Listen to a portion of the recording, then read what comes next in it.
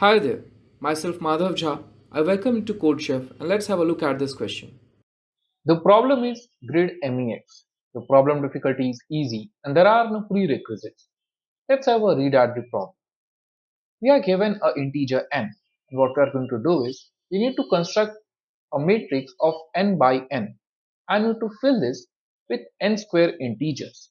Now we represent aij as the element in the ith row and the jth column, and we will define V of ij to be the set of all elements a of x comma y such that exactly one of xi and y of j holds. Now in other words, V of ij is the set of all elements in the same row or column excluding the ij elements itself, and the grid must satisfy the following condition. That is, the value of a and ij has to be greater than or equal to 0 but must be less than or equal to n square. And a of ij is going to be the MEX value of v of ij. Now MEX means that in a set it will be the smallest non-negative integer that is not present there. And it can be proven that such set will always exist. So let's see what we're trying to do. Let's assume this set of 3 by 3. So first what we have is, we have the elements filled here. Now when we say this is I and j, so let's give them some indices, right? So when I say a of 1 comma 2, what I mean is a of 1 comma 2, something like this. So I'm talking about this. Now what I mean by a of j is that we have a set of v of I and j. Now this v of I and j has all the elements in the row and the column that aij represents. So the first, this and this, except the element at this position itself. So this set V will have all the elements in the row and column of this aij except the elements itself. Now what this means is that we want to make sure that this element that we are not including in the set has to be MEX. That is, it has to be a number. It has to be the smallest non-negative number that is not present in the set. So we have to fill all the cells in such a way that the column and the row does not has it, and it's also the smallest non-negative integer present in the set that follows these numbers. So for the input format, we have t test cases, and for each test case we have a single line that will contain the integer n. As for the output, we have to output this n by n grid. So for the constraints, number of test cases will go from 1 to 30 and value of n will go from 1 to 30 itself. Rather than seeing sample, let's try to construct the problem and see how we can approach the solution. So for this, let's try a larger number. Let's say we take 5x5. So first let me draw a 5x5.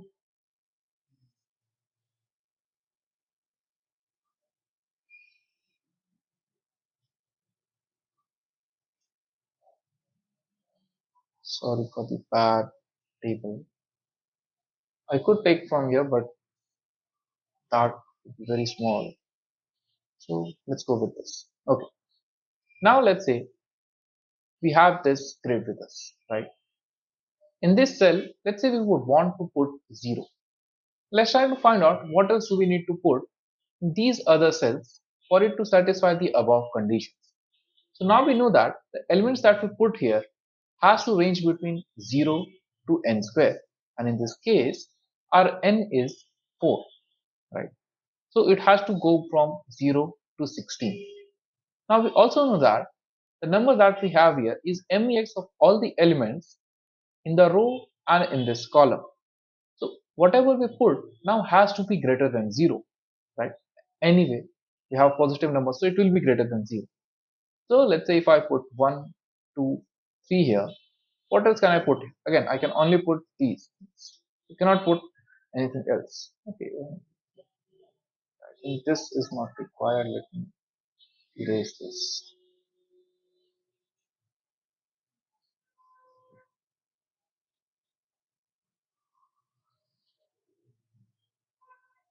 Now what about this? Now here we have 1. Now if you see, this fits perfectly here. We have 0, 2 and 3. So the MEX is obviously 1. Now what should we put in this column? So we will have to put 0 here obviously, because if you put all the big numbers and 0 is left out, then 0 would be the MEX, the smallest non-negative number. So we have to put 0 as well as the other numbers that are 2 and 3. So let's say we put something like this. We put 2, 3 and at the end we put 0. Now if you see, in this set we have 0, 2 and 3. And this set also we have 0, 2 and 3. What is the missing number? The missing number is 1. Ideally we should say what is the MEX here. Similarly, let's go with 2. So again, here we have 0, 1 and 3. The smallest is 2.